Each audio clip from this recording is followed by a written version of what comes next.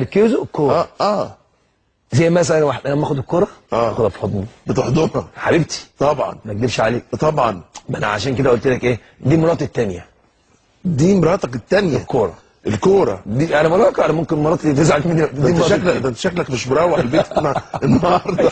لا والله العظيم ما اكدبش عليك. انا بقى يعني انا الكوره دي بص عايز اقول لك حاجه يا معتز، يعني انا الحمد لله الكوره دي يمكن في برضه يعني في حوار بيدور بره. الكوره دي انا باخدها حاسس عليها. اخدها ابوسها. وانا في التمرين بطبطب عليها. والله لما يعني احس ان الكوره دي عشان تطوعك. يعني عشان تطوعك اخدها اطفش فيها. يعني بقعد العبها.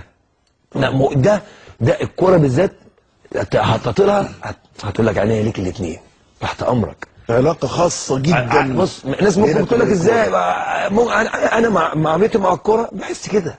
معاملتي مع الكوره البطاطا بتبقى معايا حلوه قوي في الماتشات وفي التمرين وفي كل حاجه. بتخاف لحسن الكوره دي اللي في ايديك تغدر بيك؟ عليك نور. الكوره دي عايزها، مش عايزه تقعد تضربها. زي الولد، زي مثلا لو انت عندك مثلا ابنك او بنتك. لو انت بتعامله معامله بتنشنه وزعيق وضرب وبتاع، هيقعد لك في البيت؟ لا، هيهرب منك. المعامله دي فلسفه جامده قوي. انا بعامل الكوره زي ما كاني انا كده مثلا بتعامل معاها كده. والحمد لله ما بعملها كده بتطوعني. صحيح. بحس اني اطلع حاجات ما الناس تقول لك بحبها، باخدها في حضني وانا واقف في التمرين كده اطلع عليها. ما فيش فيها مشكله، وانا بتمرن اخدها.